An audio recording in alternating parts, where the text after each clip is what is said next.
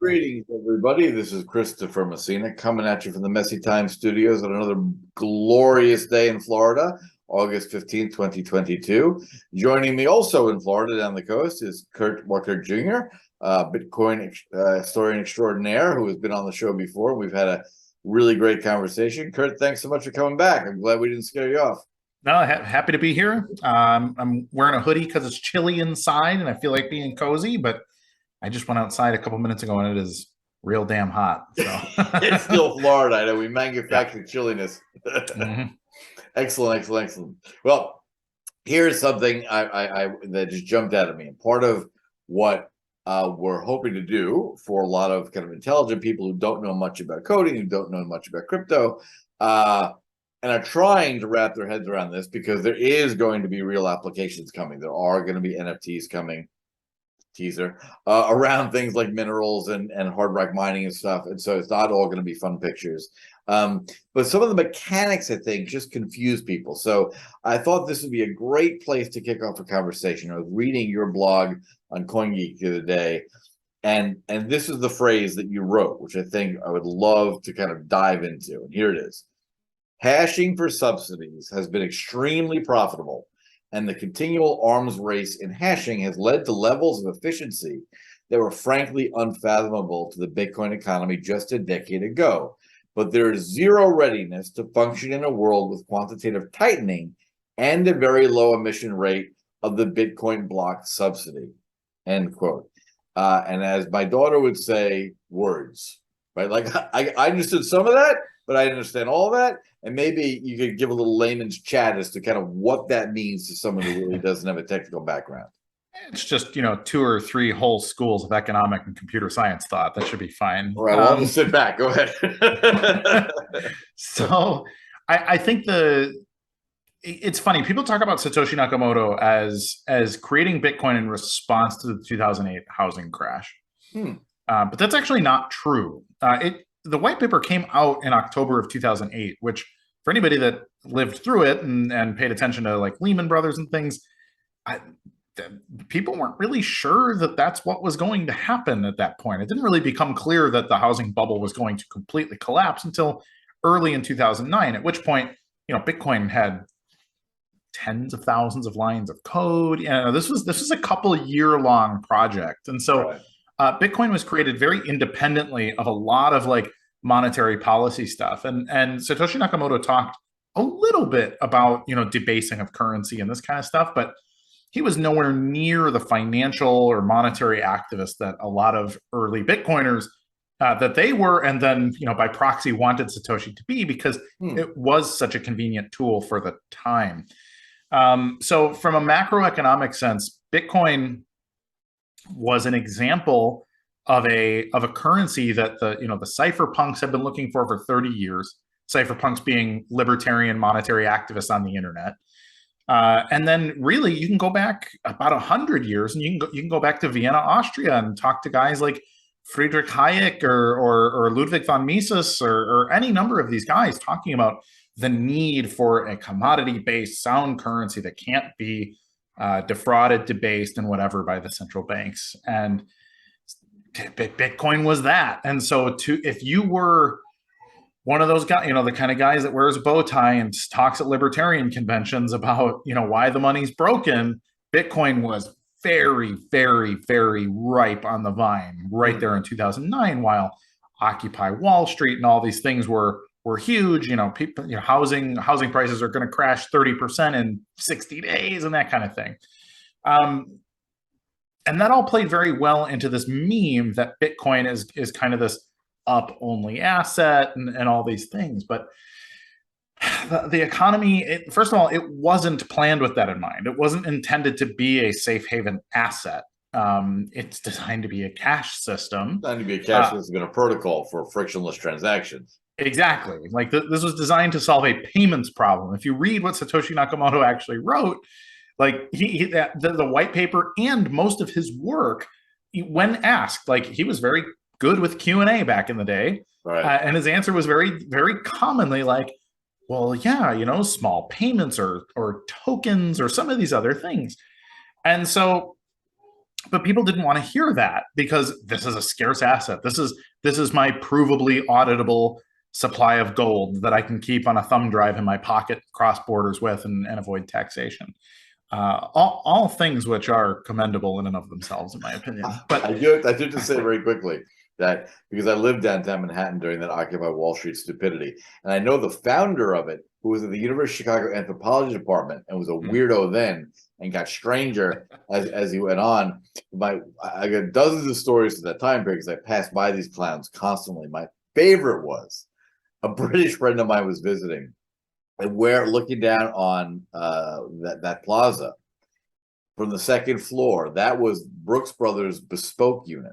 So I actually was having 2 suits and a bunch of shirts being made, and they were coming ready. So I had my friend come over, and we brought along a flask of martinis in the glass. And while I got fitted, we drank martinis and watched the rain pour on the clowns in Occupy Wall Street in Zuccotti Park. He looked at me, he's like, "You're my hero." Nice. There was nothing better than getting my shirts fitted, watching the Occupy losers get soaked in rain. Yeah. Still to this day, one of my finest moments. Anyway, solid. No.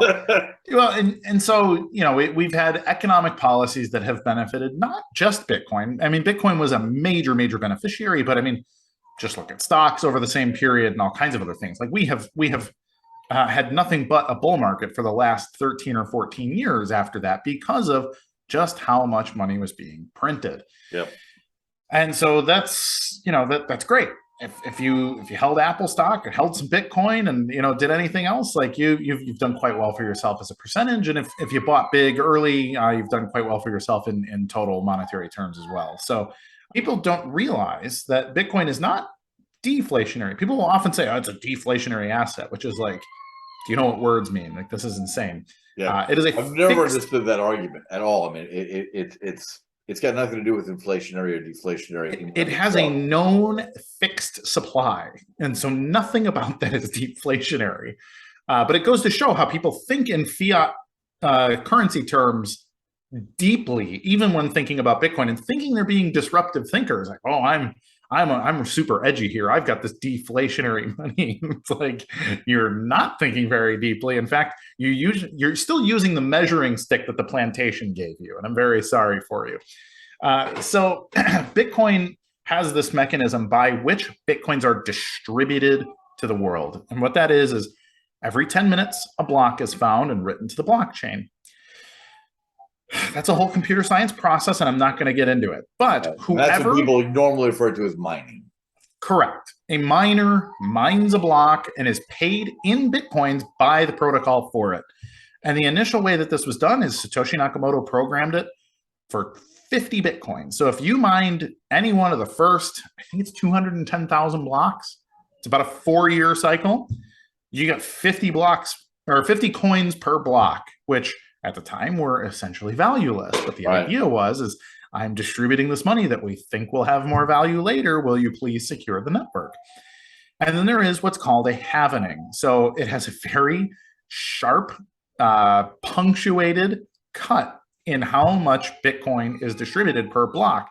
And so in 2013, that was cut in half. There was 25 Bitcoins a block. So if you were just barely breaking even at 50 Bitcoins a block, paying your bills, and, you know, because this is not a cheap process, electricity is expensive and all of that, well, all of a sudden you just went out of business. So we're in the 6.25 coin per block era of Bitcoin. This is an epoch that will end in about 2 years from now, whereby you know, the blocks go down to 3 1/8 coins per block. And this goes on forever, for about 140 years until the last Bitcoin. When that one block is issued of that 6.25 Bitcoin, any number of people could earn fractional parts of that as part of that mining, right? It doesn't all go to one miner, it gets divided up. It goes to one node. So collectively, you can pool your hash power, which is the essentially all these machines do is they go through a predetermined table of possible hashes and it brute forces them. It's just 100% guess and check. It is the most mundane of all possible computer processes. Right. Is this the hash? No. Is this the hash? No. Is this the hash?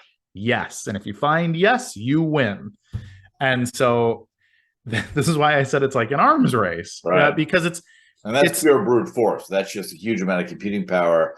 The more tests you could do very quickly. Correct. And that's not, as some people think, that's not a very complex, mathematically elegantly difficult problem to solve at all. No, not at all. And that is one of the greatest potentially misconceptions that lay people have. That this is incredibly complex mathematics is the hurdle to the reward, but that's not. No, it really isn't. And in fact, a lot of other like Bitcoin educators will say like ASIC Bitcoin miners solve complex math problems, and whoever can do that, gets the block. And man, I cringe so hard every time I hear that, because it is not solving complex math problems. It is given an exhaustive but simple list of numbers to guess and check, and that is all it does. And here's why. Here's what proof of work is. If you're vetting people to hire, let's say you're trying to hire the best accountant in the world, which really is what a Bitcoin node is you're trying to be the best accountant on the network. I want to reconcile the ledger the best and be paid for it. And so let's say you're interviewing, let's say you're in Manhattan, you're talking to whoever, BDO, you're talking to, just to pick the top 5 firms, right? And, you sit and ask, okay, I understand you can probably do my taxes about as well as KPMG and, like whoever, right? What's the difference at this point? But would you be willing to tap the space bar on your keyboard 50,000 times, provably, in order to earn my business? Wow. Wow, indeed. But what it does, now here's the thing, most people are going to respond the way you responded and say, no, why would I do that? That seems trivial. But what you're telling them, the reward is high enough. Right. Exactly. Sure. And so that's the point. So a crafty, most people are going to look at that and say, no, I'm not just going to sit and peck away at my board for 50,000 strokes. Right. But a more industrious person might look at you as a client and say, you know what? He might be a $10 billion client over the course of this client relationship. Right. I can program it to act as if it's receiving 50,000 taps. What would it cost me to build a simple script to simulate such a thing and whatever, to prove to this man that maybe that's what he's testing. He's not seeing if I'm in good enough physical shape to sit and, do this task manually. Right. Maybe he's seeing if I'm resourceful enough to come up with a way to do it thoughtfully, because that's the kind of accountant that he wants. And so this is why proof of work has created the most efficient way to brute force a list of numbers in the history of the world. And I mean this by many, many orders of magnitude. So initially your laptop was capable of mining a Bitcoin block. If you were one of the first 10 on the network, you probably would have been earning a dozen blocks a day on just your laptop, just the processing power that it has built in. Now, the interesting thing about Bitcoin is that as more computers join, as more total hash power joins to compete, the difficulty to find the right number goes up. The Bitcoin network says, all right, if there's 100 people on the network, we need to make this a little harder. So you got six little kids chasing 50 Easter eggs hidden in the backyard. Leave it aside, it's Florida and there's snakes. Leave that aside. Yes. And all of a sudden, same 50 Easter eggs, but there are now 600 kids all chasing the same 50 Easter eggs. Yes. Same sort of thing. So you're throwing more compute at it. And for those people who don't understand the term hash, hash in this instance means what? So a hash function, in a very basic sense, is, let's say you have an algorithm. This is how all computers work. So if you take a piece of data, let's just say it's your name. It's Christopher Messina, is typed out into a program. You process your name using SHA-256, which is a hashing algorithm that converts it using a known protocol and outputs a string of numbers that is predictable. Now, that string can be reverse engineered using SHA-256, and it will spit out the other side. That's just binary back to English. Exactly. It's like a codecs for translation. Right. The interesting thing is that it can also take like the entire volume of the Smithsonian, if digitized, process it through SHA-256. It's going to spit out a very similar looking but provably unique hash again, and you can back process it and decrypt it to here's the Smithsonian Library. But it makes for a very convenient data structure for computers to prove that something exists, and you can prove what it was if you know whatever encryption went into it in order to create it. So it's a way to securely transmit information or to compress information of any size into a format that a computer can read because it's predictable. So people get that, right? They understand there's a binary code. They understand that then translated into machine language, and engineers understand all that. And that's all complex, and none of us need to know that unless we're actually building the hardware software interface. So from there, once we've got that advanced system of guessing for the next right hash, and that's what eats up all this computational power. Is that part of the issue here, or is there a larger next step? And so that computational power is the honest signal that you're giving to the rest of the network that when you propose a block, you should be trusted to do it, because look at all the hoops you jump through to even propose the damn thing. And so that's the nature of it. It's proof of work in the same way that like you can't fake six-pack abs, right? Like you either you earned them or you didn't. And there's just like, you can paint them on, you can do the CGI thing, but like, in reality. So it really is, in a very real sense, a proof of work that you've put in. It's not a complex equation to solve. It's not some brilliant Mensa level Millennium Prize mathematics issue. It's just, can you configure your hardware to use your software without overheating and blowing up fast enough to get a chunk of that next block? Yep. And from that, it's gone from, I mean, when I say orders of magnitude, I really mean like a typical ASIC miner today, an application specific integrated circuit. So this is the application specificity is Bitcoin, and it is a circuit designed to do nothing but solve Bitcoin hashes. This thing, again, a typical flagship model is good for about 100 to 110 tera hashes per second. So this is not that sounds fast. That is very, very fast. Blisteringly fast. That's why some of these things are submerged in oil to keep them cool, right? Correct. Like air cooling won't even work anymore. No, it's extreme high-speed computing. When you plug one in for the first time, I think a lot of people are still like, oh, maybe I could run one in my garage. And, you plug it in and it sounds like you have a jet about to take off from your home. I mean, it is screaming loud. Like you cannot talk in the same room, and it produces heat. Sort of what you'd expect from like maybe running about 50 blow dryers at once. Like it is an immense amount of dry, nasty heat being blown at high speed out the back of the power meter is like when Chevy Chase plugs in the Christmas lights on Christmas Lampification and starts spinning. Like 35, it's about 3,500 kilowatts an hour. So that's your typical 3,000 to 3,500 depending on the model and whatever else. But it's an incredible amount, and that is for one machine. And this is just 5 years ago, it was a few hundred mega hashes a second. And then just 5 years previously, they were kilohashes, or, we're talking like steep slope up. Like a terahash is 1,000 times more than a mega hash. And so this is where it went to NVIDIA chips, because they had developed such fast throughput rate for the rest initially. For so visuals. Yes. So the first real industrious people, this was in maybe late 2010, early 2011. People are like, oh, maybe I can tweak a GPU, because GPUs are more efficient at doing a specific thing. Let's see if I can tweak a GPU to hunt for SHA-256 hashes. Well, they were more efficient than a CPU, and so that's played out real well for them until people started to program FPGAs, and an FPGA is kind of like an ASIC, but a little more flexible. And what does FPGA stand for? FPGA, I would need to Google FPGA. That's right, fair enough. So an ASIC is application specific, and FPGA is like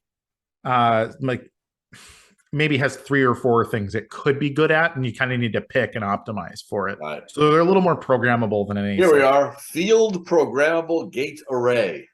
There you go. There we are. Got it. So an FPGA would be a common thing in industrial use for like a general purpose, like a laser eye that reads a thing going down a conveyor belt is typically FPGA controlled, because you can change it to like change the size or shape of the thing that it's looking to identify as it goes down the belt.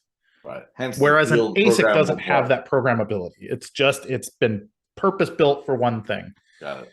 And so FPGAs were another big step up in Bitcoin, but that era in Bitcoin only lasted like 6 months before the first ASICs came out. And so very quickly, the difficulty to mine a block went from, I can mine a few blocks a day on my laptop, to within about a 1-year period, you had about a 1 in probably 3,000 or 4,000 year chance of ever finding a block on your laptop, even if you had your laptop going at all times and whatever. Like, that's how much more efficient the network had become, and therefore how difficult it became to mine a block. A logical question would be, has that arms race for this specific task had knock-on effect to other high-speed computing applications?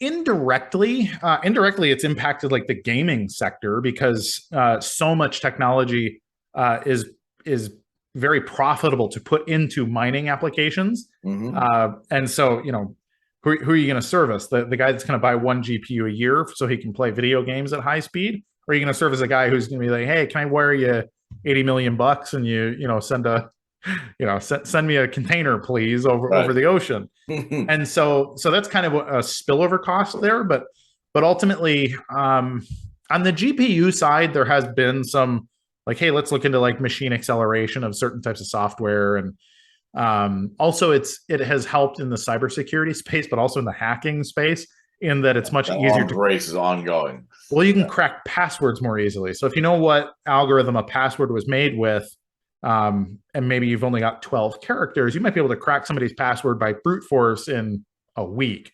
Whereas 10 years ago, it would have taken 50 years to crack. Right. Yeah. So, so there's stuff like that has also happened in the space. But in the Bitcoin space, Bitcoin mining is again, it's just application specific. So unless you have some other thing that you need to solve SHA-256 hashes with, that's the only thing it can do, is solve a SHA-256 hash. And otherwise, this has become political, right? Where you got people who like look at the numbers and say, you could heat 1 million homes with that. Instead, you're doing this goofy Bitcoin thing. Yes. Get out of here. And then of course the Chinese tossed about because they want to control all Bitcoin mining for themselves. They didn't have anything more ideological than pure greed. Well, and it's funny because that is an absolute red herring. So I mean, I know some of these people that have big operations in places like Texas, for example. And due to here's the thing: how many people are electrical engineers and also making political statements about how the electrical grid should work, right? Yeah, and that's mainly over a beer at the local bar every now and again. Exactly. And so what the sort of environmentalist mentality about like, oh, this is wasteful, really ignores the fact that load balance in the electrical grid is something that's crucial. So in Texas specifically, because of the way that their grid works, there are mining companies that are actually making extra money because of the benefit that they provide to the grid doing what they do, which is essentially offering what tantamounts to a substation, a switching station, and it's free. The company, the electrical company, did not have to build some multi-million-dollar piece of infrastructure in order they're scheduling their calculations to be at off times, which is helping with, because you don't want to shed excess electricity generation. Exactly. You just want it to work. It just goes nowhere. Right. What's very funny, I just realized about the electrical engineer who's got a political statement to make. Good friend of mine is that person, and I wanted him to come on Messy Times to talk about it. And he's like, not until I'm so far retired they can't touch my pension, because I have to parrot. Sure. With a big utility, I have to parrot the party line. He's like, every time I say it, my soul dies a little because No, I for sure. know that I'm lying. Well, and that's the thing. Is it really? I mean, it's super unfortunate that truly the best thing for the grid, if the electric company was being selfish, they should desire for there to be small Bitcoin mining plants Sure. all over the damn place, because for them it's a cost offset that they don't have to cover. Yeah. It's some entrepreneur that is, it's going to smooth out that load distribution across the network at the place exactly where it needs it most, when it needs it most, and if you time it correctly, yep, it'll give you a great deal on pricing because you're saving them those operational headaches. Yep. Yeah, and yes, it would consume a lot more power, but it would drive down prices even at the residential level, because you'd have these operations that have a profit motive rather than just another government subsidized cost center for power delivery. And so there's a lot of huge benefits there, that people are they're too obtuse to understand. They're too political to have a really practical conversation about. That is really compelling. I think we can't dwell on that too much right now, but that's something I would love to dive into, because that makes all the sense in the world. Anytime there is a profit motive to do something to make a system better, it inevitably is better than a bureaucrat shoving his or her oar in and saying, yes, I decree this should be thus, which inevitably leads to massive costs, overruns, destruction. And then when it all blows up, the same politicians come back and blame the private sector for their greed. Exactly. Right. Here's another thing that requires me. Exactly. I mean, look, my bad decision led to you making suboptimal choices, which have then added bad things back. So I'm here to run on, skewing your public opinion. Yes. I'm not going to fix that right now. Okay, so great. So we've got that squared away for another day. But from there, that whole system right now, it's having, and it will have again when does the next having moment occur? It's about 2 years from now. So we're mid-cycle basically, and then every 4 years until about 120 years from now is on average, roughly, because it's about block time, not actual calendar time, but something like that. 120 or 125 years from now, the last Satoshi will be mined and Bitcoin will be completely distributed, and there will be no more mining subsidy, which is something that the mining companies have not considered, because they've been built, as my statement said. All this, I guess, to wrap up my first thought, hashing for subsidies has been extremely profitable, right? And that's what we meant by this: is you're going to get paid in Bitcoin or fractional parts of Bitcoin for pressing the monkey bar really quickly, really fast. Yep. But eventually, when that's done, what happens then, right? In terms of, then it's just transactional affirmation or precisely. Satoshis? So the other thing that Bitcoin miners get paid for is for processing transactions. And so, but this is not something that the ASICs do. The ASICs have no part in this. This is built entirely into the node server structure. The endpoint calculations of a Bitcoin implementation calculate, all the. This is where all the fun math stuff goes. This is where the juicy animations and stuff can happen on some illustrations and things. But what's ultimately happening is they are calculating. If you had the ability to spend it in the first place, so was it your coin to spend, and have you sent it to a valid address? There's a couple other little things like, did you oversend, because it's a cash system, so it's not an account system. Like if I send bank account to bank account, I can send you exactly $218.35. But if I don't have that exact amount of Bitcoins, what it would actually probably do is send $220 worth of Bitcoins, and then your receiving wallet would essentially create a change and hand me back change, just like a classic cash register would.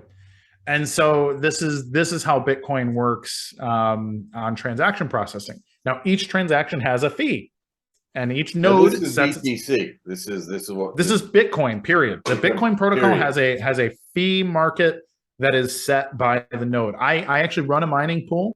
We are willing to accept transactions at 0.05 Satoshis per byte, and an average Bitcoin transaction is about 250 kilobytes. So average fee is still in the about a thousandth of a penny right now for a Bitcoin transaction. And so we need 1,000 transactions per penny, or whatever.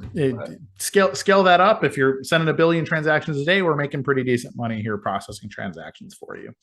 And so this is the big blocker flag to plant, is that, hey, in 140 years, we're the only game in town because we can process enough transactions to get over the cost of the infrastructure at that point without the subsidy. We are the post-subsidy business model of Bitcoin. And here's the hard limit. On BTC, you have 1 megabyte to fit all the transactions you can fit in that block. And so if you can't create enough transactions and cram them into a block in order to pay your bill for running your node, you're losing money at every block. Right. And so they must do one of two things. And these are conversations that a few people who really understand it, they know they have a civil war coming up.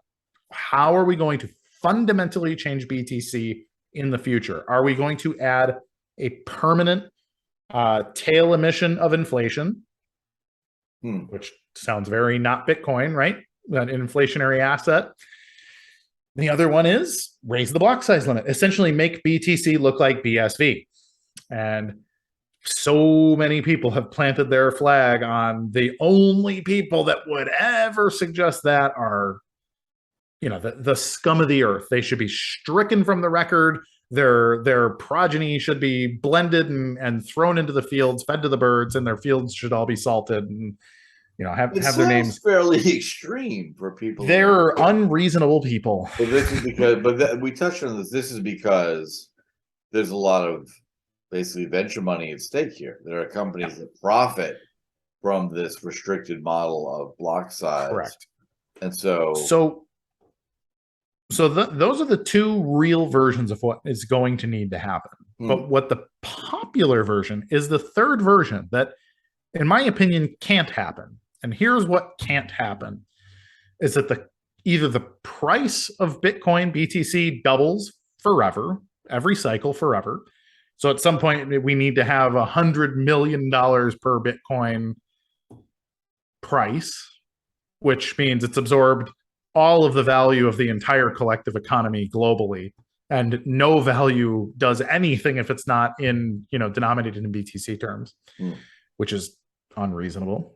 Mostly because of the small blocks, there is a very practical technical demand cap as well. Like, hey, I need to buy a house today, and no, you can't, because there's there's a 6-month backlog on global shipping that all needs to be reconciled first. You can buy your house in 6 months. Welcome to the future. We'll get to that. Yeah. Totally. Yeah. So that doesn't work. And then the other one is the fact that transaction fees can go up forever, priced in dollars. And then people could just use, your MasterCard or whatever. So you open a sort of escrow account, right? Or some kind of, essentially a Bitcoin checking account. Or any processor at any time can decide to make that decision and tell people, if you're going to, if you send transactions through our node, we're charging this way, and you can either choose to use them or not. Yes. So they look at it and say, Bitcoin will be such a success if it costs $10,000 per transaction. That'll be that great success. Yeah. So that's the notion. So those are your 4 options. 2 of them actually work, and 2 of them are completely insane. And but the 2 completely insane ones are the very popular ones with retail investors. So well, yeah, there's no surprise there. It's I was chatting with someone just earlier because we're working on this NFT structure, and I've always been on the perfectly correct side of the regulators throughout my career, thank heavens. Mainly because I'm not a sleaze bag. But there's a chance that if the industry gets this wrong, I grew up with a father been in the military, so I grew up hearing the right way, the wrong way, and the government way. Right? So just because it doesn't make sense doesn't mean they're not going to do it. And it behooves those level heads in the community to be able to explain why there are benefits here and not detractors. I'm a major fan of laissez-faire, but then again, I don't need some smooth talking bucket shop hustler calling my great Aunt Tilly to sell her, a penny stock either. Right. So in theory, buyer beware. Yeah, but Aunt Tilly's 82 and she, was a housewife and has a pension. So maybe she Right. shouldn't be allowed to buy that. But that's I think that's some of the groundwork that these fights are happening, is that regulators and politicians get outraged calls from constituents who are like, my mother just had $50,000 stolen from her because she bought, idiot coin. What do I do about that? Yeah. And that goes back to kind of the original design of Satoshi, which had nothing to do with pump and dump crap coin schemes, and had everything to do with providing a low-cost, frictionless system for financial inclusiveness, which would enable people to get themselves out of poverty by reducing the frictions for the banking system. And by creating more opportunity for entrepreneurship. I think personally, aside from all of that, and I got into Bitcoin as a monetary activist. I was a gold bug. It was everything's gold standard. Here's why you should spend in silver. Blah blah blah blah blah.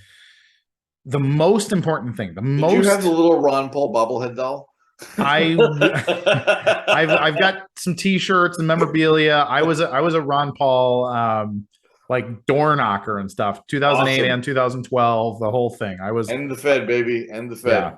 Yeah, absolutely. So, but all of that aside, all the political stuff aside, the most exciting thing that Bitcoin does, and this is both. It's going to sound like I'm being altruistic, but it's not. I'm being very selfish. Is the opportunity to free up entrepreneurship in the third world. There's 3.5 billion people right now that do not have access to the global economy. How many of them are Thomas Edison or Nikola Tesla level inventors and creatives? Or how many of them are Lee Iacocca's or Rockefellers or JP Morgan's, but they were born on the wrong side of the damn planet. Right. And if you just connected them to some people to share big ideas and give them the opportunity to compete on the global scale, what are the spillover benefits? Oh, enormous. Just and a lot of it comes down to incalculable organization and financial inclusiveness, and how do you prevent repressive governments from controlling people's wealth? And that's a huge one. People in the West have gotten so used to believing that they are actually in control of their financial assets, which is such a fantasy.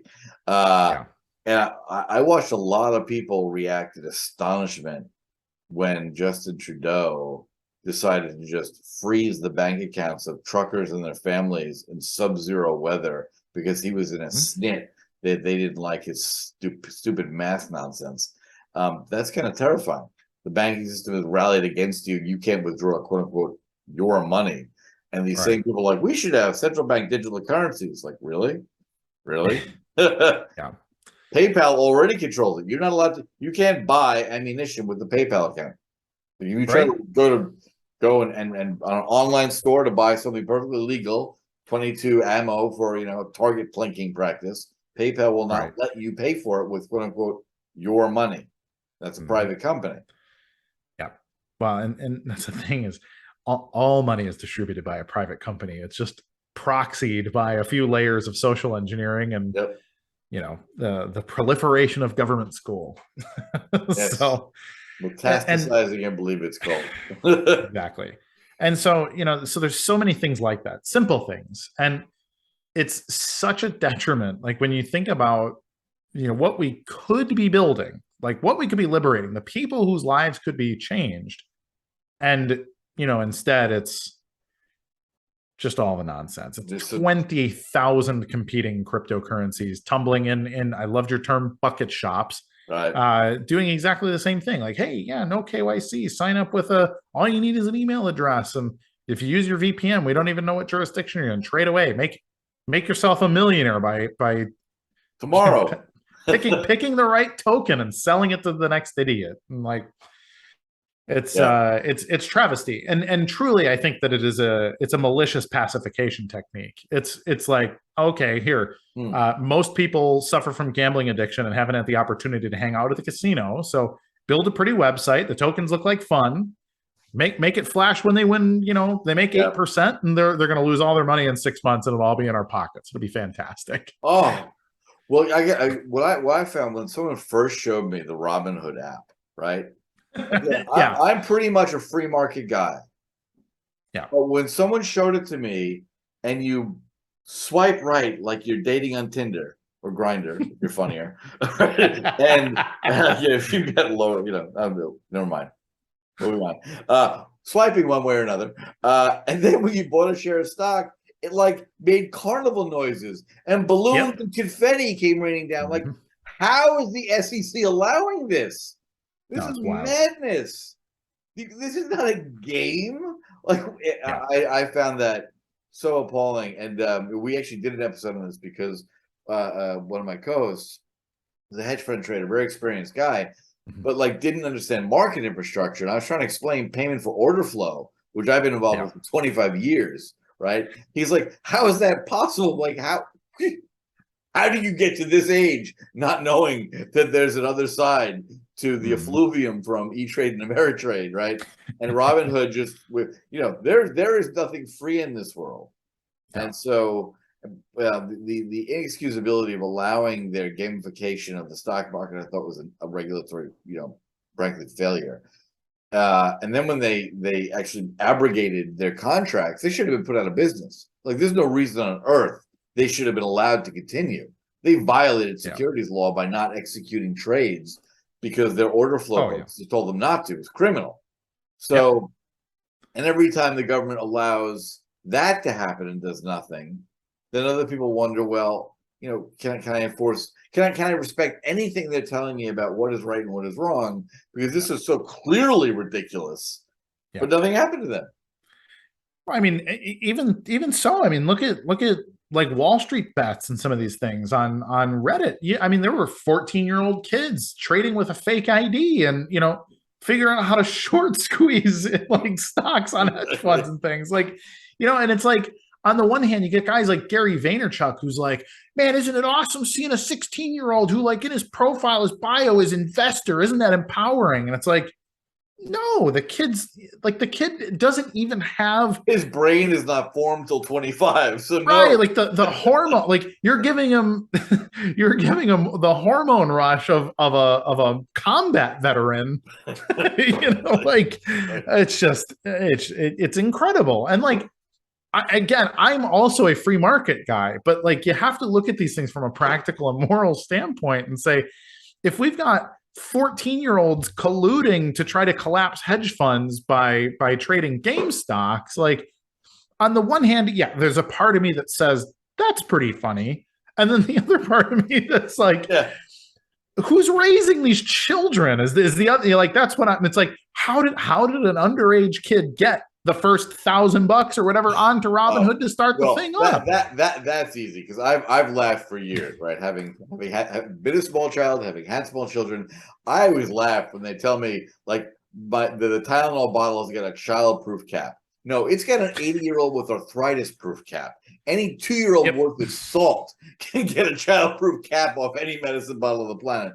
And South Park actually did one of those great parodies, like 15 years ago, where Cartman's mom was like in a porn site or something, and the boys were sitting on a computer clicking like, "Are you 18? Yes. You really? Yes." Like the process. So by my last thought on regulation, where it fits is, it's kind of this self-fulfilling prophecy, because most people don't understand that the SEC, for example, in the US, doesn't certify. It's not like a stamp of good approval. It's not like a USDA prime beef stamp where the regulators looked at the carcass, has determined it's free of contaminants, and it's okay to eat. People mistakenly think the SEC, if a thing is trading, someone in government has said that it's okay, right? That's not true. And because that's not true, ironically, we do need a protective safety net framework to protect well-meaning, hardworking people who don't understand that, in fact, the SEC and the billions of dollars it spends actually do not vet the investments that you can buy on the New York Stock Exchange, which is a nuance they just don't understand. And so, for that instance, it is important to say how do we get around that without diminishing innovation is the big headache that everyone's grappling with right now. Because I was much more free marketeer about this sort of stuff until very recently, as I've been doing more stuff online and having more of these conversations, just mechanically, so people understand. Like if you have a YouTube channel and you got some show and people are engaged, you get lots and lots of people posting things. I have now had, because luckily we're getting a little more popular, everything that is about crypto has nothing to do with the conversation you and I are having. I will delete 30 comments from chuckleheads who instantly pop up, and their name is their WhatsApp and a phone number saying, "I made 6,000% with Mrs. Dingleberry. You should win." It's like, it's nuts. It's absolutely nuts. And you have to have an algorithm to get rid of them, or you have to get them off. So because of all that lying fraud masquerading as trading knowledge, there has to be some sort of level setting. There has to be. Well, and that's actually a Bitcoin solution too. It's the problem is identity. Like you said, they're bots. And if you look at, depending on whose data you use, somewhere between 30 and 60% of the entire internet are bots.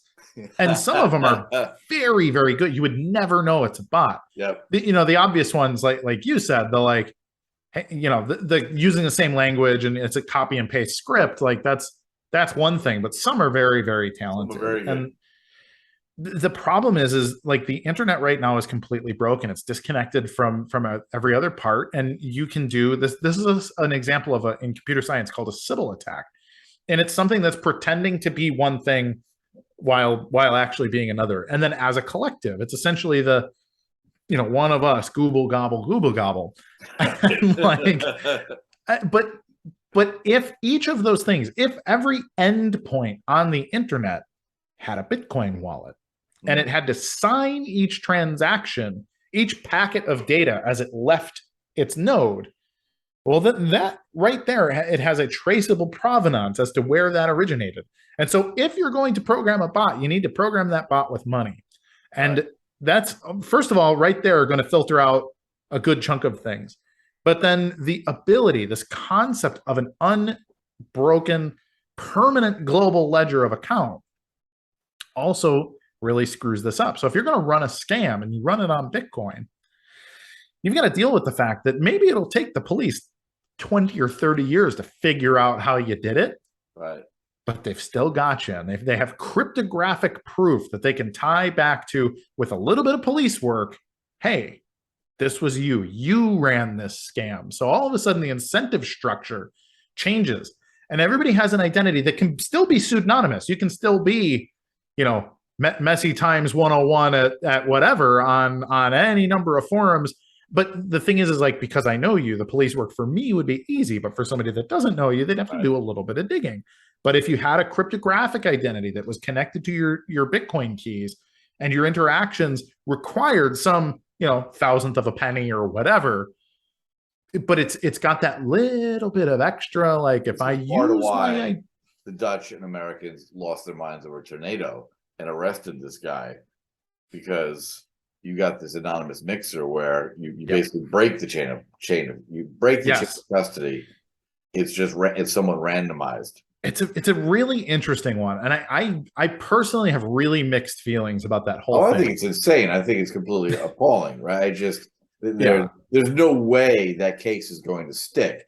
The code, you arrest the coder for creating code, which is arguably code is speech. Yeah, code is speech, and if you're doing this on behalf of, for example, it's all relative, right? Because people get very upset about quote unquote money laundering, right? Mm-hmm. But if you are a Swiss banker hiding cash from Nazis in 1941, well, that's money laundering too. That's tornado cash also. Yeah. But so there's always a moral and very heavy political bias as to which anonymization of transfers and which anonymization of cash transactions is politically in favor and which is not. Right. I'm afraid this agree. Got caught because of the political winds, and they're fighting the fight they can fight. I remember this came up in a chat earlier that in 1999, I was younger, and I provided all of the sort of supporting testimony ahead of the Senate hearings that about what eventually became the Commodity Futures Monetization Act of 2000.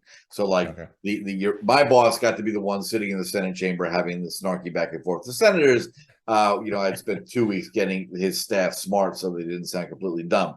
Yep. Long and short of it was this kid, probably younger than we are now, but at that time he'd created this system called Blackbird, which was in the 90s, which was an OTC swap electronic platform. So not a listed exchange, but for over-the-counter. I think I've heard of it. I think I know of it. Yeah, it's actually a very, very smart system. Sean, I think, and a couple other guys. Anyway, point is that during the hearings, Senate Ag Committee, the senators from Illinois, who of course are in the pocket of the big Chicago exchanges, they're there to protect the bread and butter of the windy. Right, you get CME and CBOE there lining the pockets, right, and so they are attacking this guy, and they're ignoring us, this Wall Street consortium that's built this bond platform, because they don't care about us, because they know eventually we're going to win. That would have been Dick Durbin.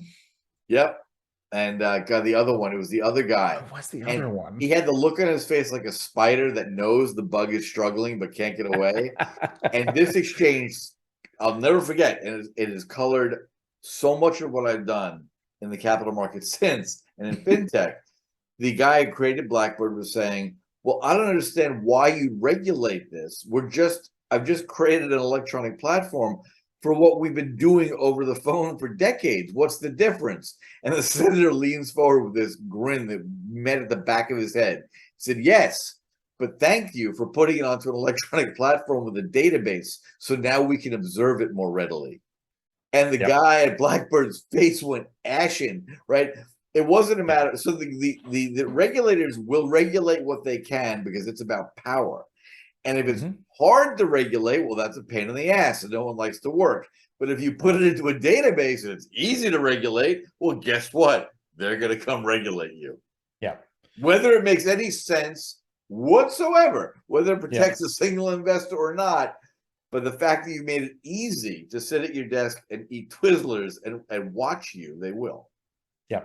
No, and that's exactly the point. I feel the same way. Like, is Tornado Cash immoral?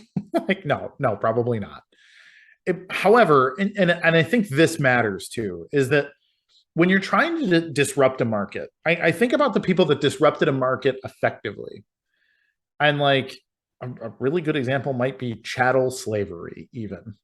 Let's 300 years ago, like slaving and whaling was a real good business, and like, but why did it stop being a good business? And it really was because a cultural shift preceded it. Yeah. Just by and large, people started saying, man, I saw what slavery actually looks like, and we might be the bad guys here, really bad in the abstract. That's, numbers on a page, but I was on a slaving ship, and oh my God, I think I need to scrub my soul with Brillo.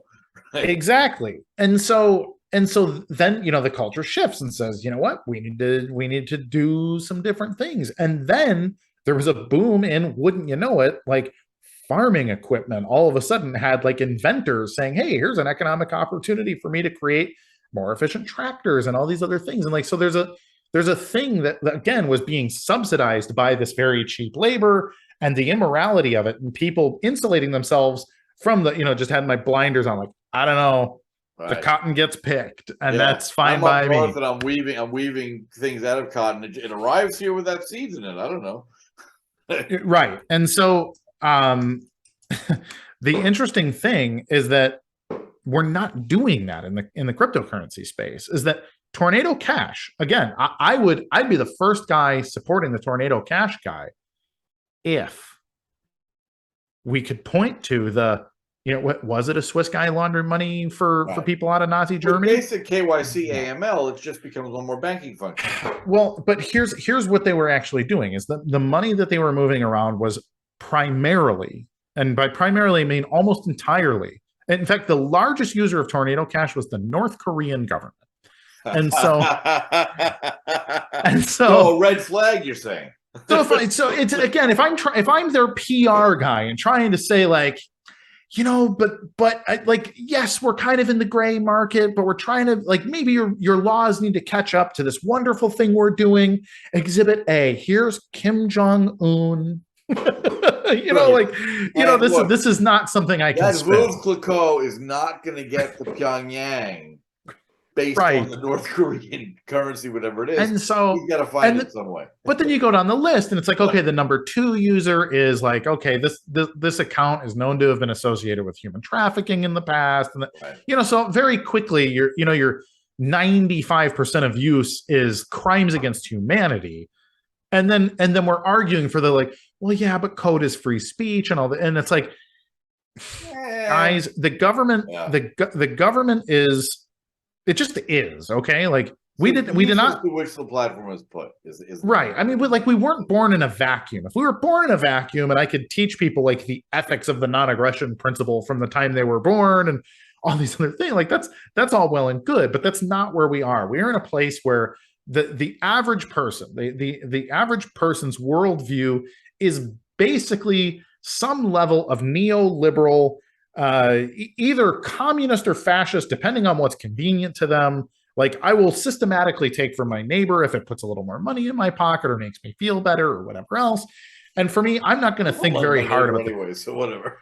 Well, right. Like the deep systematic stuff, I'm just really incapable of even processing. And when somebody says, hey, here's this crypto thing over here that North Korea was using for human trafficking, and that's it. You lost the entire battle, even though you created something really cool. Right. Now, the only way out, like we become freer people when the average person, when the kind of person you meet buying a hot dog at a Little League baseball game looks at the concept of having police and military and borders and an NSA and all these other things and says, why would anybody need that? Like, we need average people, parents that send their kids to school and work a job for 60 grand a year, to laugh at the notion of government, the state, the law as we perceive it. Until that point, we're fighting a different battle. And right now, you just gave every soccer mom one more reason to say, don't you go playing with that Ethereum, kids. North Korea is using it for this and that. And you know what? She's right. And it's the fault of the Tornado Cash people that she's right. That needed to be done in a way that was just better. Like, we need to be better. And I'm not putting myself in the we over there, because I've been saying that kind of project, mixers generally are bad. I've been saying for 3 or 4 years, if you are not a hardened criminal and you put your money in a mixer, like if you're just trying to like maybe avoid a few percentage of your taxes from your trading, like you are trading tiny portion of people. Yeah, you just might have the FBI tapping on your door with a flashlight and saying, do you have a bank account in wherever, because it looks like you did business with some of the worst people in the world, and you need to prove that you didn't, or you're going away forever. Define worse. Right. Yeah. So it's just well, this is awesome. I appreciate your time on this, and we can go on for a while, but I'm afraid that if we do, we'll lose people. But going back to the initial comment, the whole idea about the miners who are making money off the hash subsidy because it's part of the getting paid for validating the next block. That's eventually disappearing. It's becoming more expensive over time anyway. So it becomes this, quantitative tightening. Your point. What is the model by which people are willing to continue to validate, transactions using current Bitcoin that exist? And that's also will prove true across other currencies, if cryptocurrencies, if they continue to exist. I've gotten closer and closer. For a while, I thought, and I bought the hype because if you only dabble in, that I heard, looked at a few different things that Bitcoin and Ethereum, Cardano, Solana. Looked at a bunch of different platforms for using actual real world applications for smart contract creation. For hard rock mining applications. So I was actually focused on finding something that economically worked. And when I had that chat with Craig Wright, who said there only needs to be one cryptocurrency. There only needs one Bitcoin. At first, when I heard that, I was like, is that just someone talking his own book? And then I realized the more, when I became a big blocker, I guess, the more I heard that logic, I'm like, you're right, there is. And his example was there needs to be only one cryptocurrency the way there is only one web, internet. There's only one internet protocol. There only needs to be one blockchain protocol. I'm not even put that in his mouth because when he gets very angry, he say cryptocurrency because he doesn't believe it's either crypto or a currency. But that protocol, that Bitcoin protocol, the white paper, that has enormous power to transform economically and socially the world, and all the rest of this stuff is going to be like the Pets.com $9 million Super Bowl ad in 1998. Right? You look back and you go, "Oh, that was hilarious. I still have a Dogecoin." Right? No, it's absolutely the case. None of the other blockchains even work, really. I mean, they work in a very basic sense. They can kind of do a couple of the things that they claim to do, but all the disruptive stuff is, iteration, X. Like Ethereum 2.0 is allegedly coming out in September, but this has got to be the 30th time they've picked a date since 2016 was when Ethereum 2.0 was initially supposed to change everything, and that's how it is in every blockchain. Is it's like, oh yeah, it should be capable of this, and their roadmap's 40 years long, and so who cares? You're going to give me a few $1 billion in market cap anyways. Like, everyone will be happy if they bought in early. So why do I even need to release a product? And so, that's the incentive model over there. And meanwhile, BSV has stayed, as an asset class, has stayed roughly flat over the last couple of years. But we've continued to add efficiency at the technological level for exactly that reason. The internet took 15 years before there was any commercial application for any of it. It was just the military kicking the proto emails back and forth for quite a long time, and figuring out, like, how do we deal with, good grief, what if there were 10,000 people on the internet? How would we deal with scaling that? And now right. And Bitcoin has had to go through those growing pains, and the BSV community have been the ones doing that work. And we believe that when everybody else's marketing finally hits the kind of company that says, yeah, we're going to do this, but we need to pick a blockchain that can do 1 billion transactions a day. Well, hey, we're the only one that can prove it and have documentation and everything else. And then that makes sense, because when people are offering to pay me in various cryptocurrencies, and BSV seemed to make sense to me because it was stable, right? Like, I don't need to take a bet on the unit of account in which I am paid for something. That's not what you take dollars for, although we could, that's another joke for another time. But that was true for roughly 38 years. So that makes a lot of sense in terms of how I've seen, someone's offering me, to do some work and offering basically BSV in compensation. And when I questioned that, I mean, his response to me was just astonishment. Like, what else are you going to take? I mean, I'll give you dollars if you want, but like, if you want something that's blockchain native that will have greater utility over time, and I'm coming around to understanding why that's true. So, well, thank you so much. Is there something I missed in this journey on hashing for subsidies too? I mean, the tornado cash. I think, like I said at the beginning, it's multiple gigantic schools of thought going back hundreds of years, frankly, both in economics and computer science, as well as things like game theory and overall, just human psychology, that actually makes Bitcoin secure. Like, my example about hitting the keyboard spacebar sounds crazy, but that is what's actually being asked of the system. And so you have to ask, like, why would humans behave in such a way? And it's the incentive structures are just like that. And some things are worth analyzing, but other things are it makes more sense to say, you know what, maybe let's just start playing the game and see if it makes sense as I'm playing, because reading the rule book seems crazy, but everybody seems to like it for some reason. Right. So I think also, anytime I talk about this stuff, I get excited, and I worry that comes across as like an investment endorsement. And I not saying that, I'm any worse or any better than anybody else in that regard, but people really, really need to do their own research. And I don't mean that as like an axiom. Well, but it's really hard as this kind of mini series on Messy Times has shown. Like, it's a complicated topic, and really complicated topic. It's not remotely as simple as the hucksters would like you to believe. And And so doing your own research, this quite frankly, a limit to how much research many people can do. As he said at the outset, well, you got time for 3 years of economics and computer science debate, and that's kind of what it comes down to, right? Yeah. Having spent many years of my life embedded in Hayek, Yeah.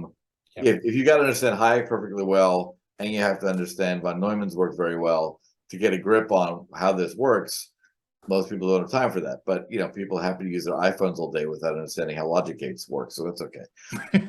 Exactly. Really, you can use all the stuff without knowing it.